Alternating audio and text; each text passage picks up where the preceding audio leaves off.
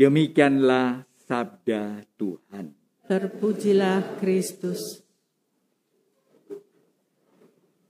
Saudara sekalian, pada siang hari ini ada dua hal yang mungkin patut kita renungkan. Pertama, di dalam bacaan kitab Kejadian kita disadarkan mulainya timbul dosa manusia yang bersumber pada manusia itu sendiri yang tidak pernah puas dengan apa yang Tuhan berikan. Mereka adalah manusia pada awalnya adalah manusia yang sombong. Manusia yang mau mengalahkan Tuhan. Sekalipun itu tidak dikatakan, tapi dengan makan buah terlarang itu, dia merasa lebih hidup. Tapi tidak tahu. Kemudian yang kedua, yaitu Injil suci hari ini menggambarkan bagaimana Tuhan meyakinkan kepada orang-orang di sekitarnya, orang Yahudi, bahwa dia adalah Allah. Dia adalah juru selamat.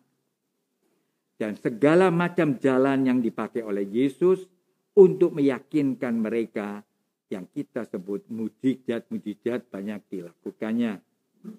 Tetapi Yesus juga ingin supaya ini tidak menjadi populer karena manusia seringkali salah persepsi tentang apa yang baik. Manusia seringkali memanfaatkan, bukan mengembangkan kebaikan dalam hidup, tapi memanfaatkan untuk kepentingannya sendiri. Popularitas, persaingan. Nah, Yesus tahu itulah kelemahan manusia, maka Yesus ingin, saya kira belum waktunya dia benar-benar menyatakan dirinya sebagai putra Allah, karena nanti bisa menimbulkan perpecahan dan perselisihan. Dengan ini apa yang kita bisa belajar, saudara sekalian? Yang kita belajar adalah kita kalau mau hidup baik, maka kita harus lebih melihat diri kita. Seperti yang digambarkan dalam kitab Kejadian, dosa membuat manusia jahat. Karena manusia tidak tahu kebaikan Allah. Itu kejahatan manusia. Kejahatan manusia adalah ingin melampaui Allah. Atau ingin menyingkirkan Allah karena merasa dirinya sudah pandai, sudah baik. Dan itulah yang harus kita ubah menjadi manusia yang lebih berbakti, lebih tahu akan kasih Tuhan. Dan itu kita bisa mengambil contoh dari Santa Scholastica dan Santo Benedictus yang berani memberikan hidupnya untuk Tuhan di padang gurun, agar supaya Tuhanlah menjadi hidup dalam dirinya dan dia bisa memberikan sesuatu kedamaian kepada ciptaan-ciptaan ini. Itu tujuan setiap orang-orang kudus yang memberikan dirinya di tengah-tengah kehidupan yang sulit dengan bermati raga. Semoga saudara sekalian, dengan hal-hal ini kita belajar. Setiap pengakuan dosa bukan hanya pengakuan dosa formal, tetapi kita disadarkan bahwa kita harus berubah.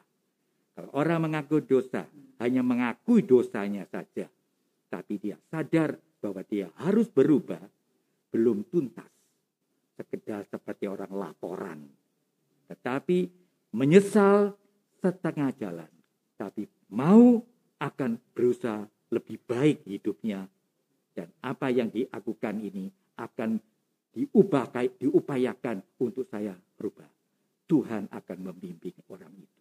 Karena orang itu punya kesungguhan untuk menjadi lebih baik. Bukan untuk menyalahkan orang lain, membenarkan diri, atau orang yang malas dan tidak mau berupaya untuk menjadi baik.